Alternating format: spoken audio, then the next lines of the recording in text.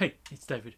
I wanted to answer the fundamental question: how do you make the Duke 390 and the smaller Dukes louder than stock?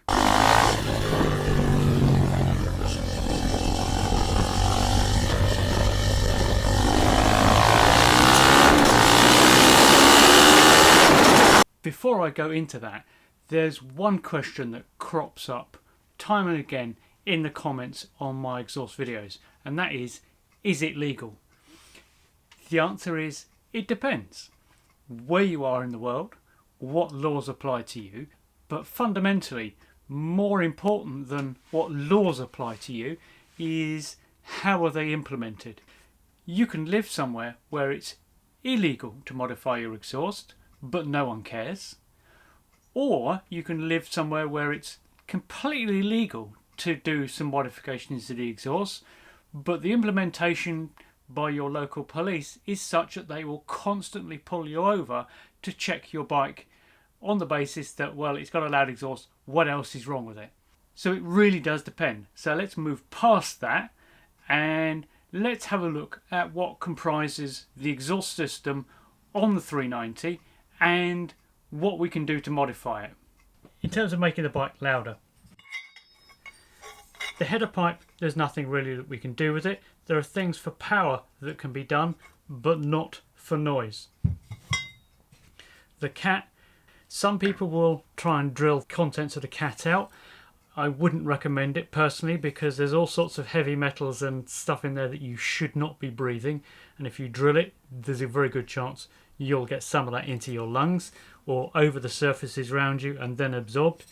You can buy a pipe that just deletes this and will take that problem away. It will make the bike a little bit louder.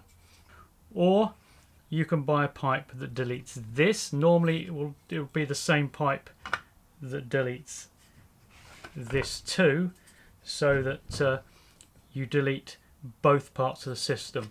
However, truth is, this flows really well. There are no obstructions through here. It's a bit of a wiggly route round. This one absorbs sound only by absorption because it's KTM and it's well designed. If you're looking for power, you might well leave this in. If you just want to make the bike louder, I would recommend buying a link pipe and deleting these two out. It's not necessarily the best for power, but it's certainly the easiest and cheapest route for buying something that is going to make the bike much louder. You will buy a pipe for this £100 to £150. Something like an akrapovic slip-on is going to set you back £400 or £500. I'm just using that as an example. You can buy other ones. A new slip-on will always be more expensive than buying a pipe to delete these, and you'll have more effect than you will from changing this out to something different. With the actual slip-on, this one has been stubbed. You can buy slip-ons which are very loud. I wouldn't recommend them in conjunction with a cat delete because then it would just be completely obnoxious, and I don't imagine there's anywhere in the world where that's either legal or acceptable unless you live in the back of nowhere and you have no neighbours. My favourite is to modify the stock exhaust because it's really cheap. You can buy these, they're not much money because people do take them off and replace them, and you can buy them off crash bikes and so forth. My preference is first of all to drill out the baffle. That makes this a straight through pipe, and in conjunction with the exhaust noise reductions on this produces quite a good sound. It's not overly loud. People think that by drilling this out suddenly you've got an open pipe and people are going to be putting their fingers in their ears. It's not true because we've got this. This is just a secondary silencer. You can drill this out and it will definitely be louder. You will notice it, but it's not obnoxious. Alternatively, you can do as I've done on this one and make this removable. So there's a bolt through here that holds the baffle in place. So that means that this can be as quiet as stock, or I can take the baffle out and make it a little bit louder, and I can modify the baffle to produce different levels of noise. I'll come back to that one, but my preference is to stubby it down, and it's simply a question of cutting out a section of the exhaust and removing the perforated tube and the wadding, the glass fibre wadding that sits in this section. There's less noise absorption, therefore it's louder. Again, it's not obnoxiously loud, it's quite a good level of noise. Even with a delete here, this is perfectly acceptable. It's really not that loud. With this removed and stubbed, I would say this is comparable to an akrapovic slip-on with the baffle in. But this is where, in my opinion, people make the biggest mistake of all. People assume that the sound the bike makes when they are stationary, probably with their helmet off, and revving it, is the sound the bike really makes.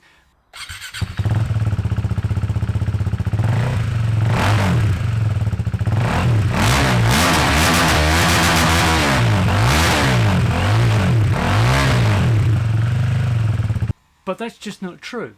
What really matters is the dynamic noise that the bike makes when it's being ridden.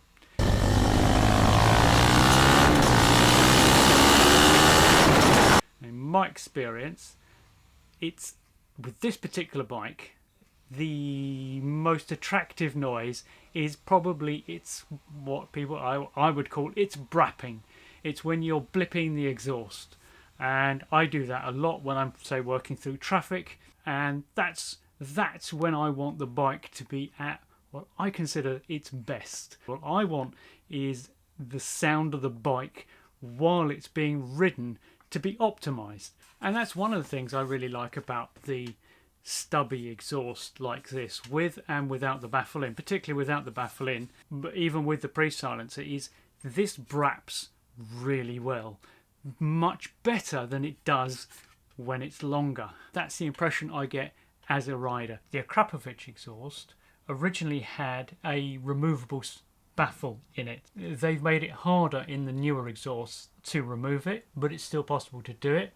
I originally ran this aftermarket baffle in the akrapovic. Now the akrapovic baffle, when you take it out of the exhaust, is very similar to this, except it's solid. It's been blocked off on this end, and it's got some holes drilled around in here.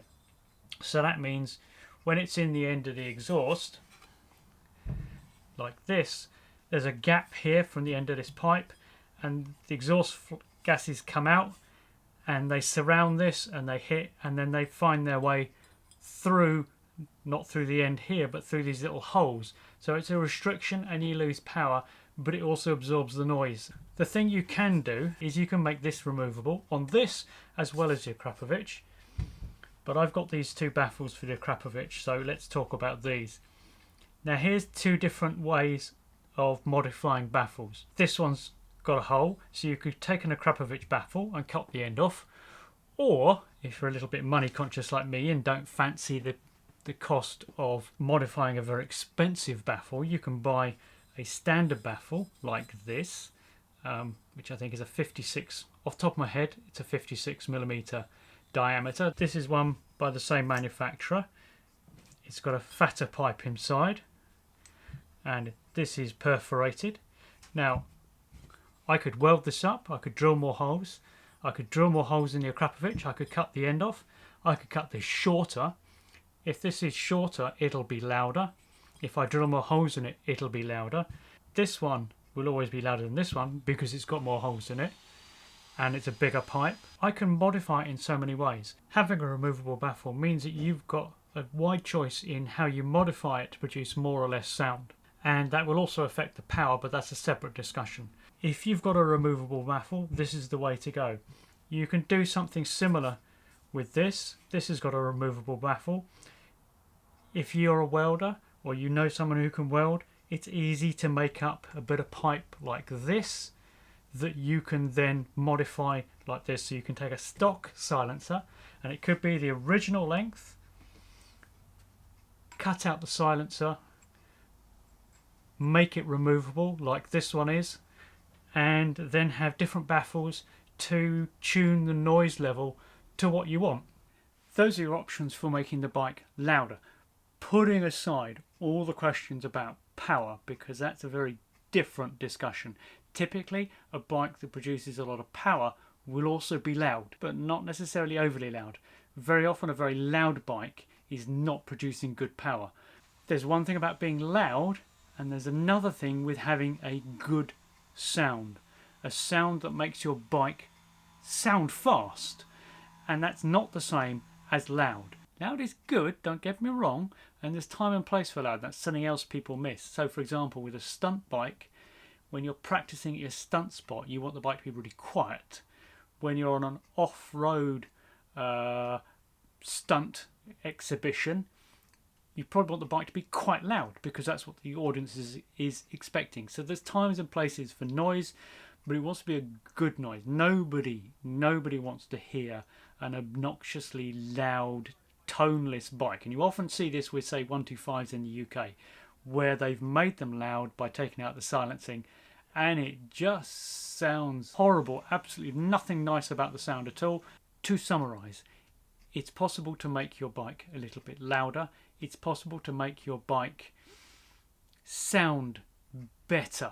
If you're on a budget, what I would recommend is link pipe to remove the cat and pre-silencer. But first I would go with just modifying the stock end can, stock slip-on. The problem once you move beyond modifying the stock slip-on is you start to then need to modify the fueling in the bike, which means then spending a lot of money on a fueling device and going down that whole piggyback ECU route. If you just play with the stock silencer, then I think you can get away without it, because the akrapovic exhaust that KTM sell with the baffle in requires no modification to the fueling. That's what KTM say.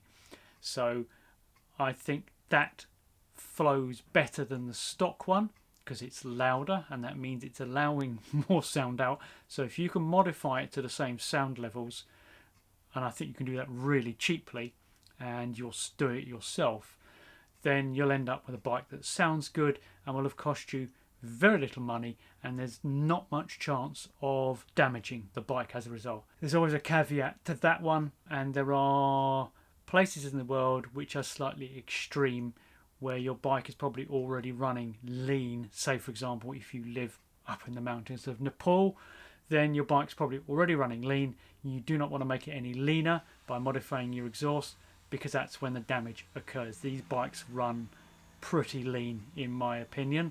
You don't want to make that any worse. So thanks for watching, and I'll catch you again next time.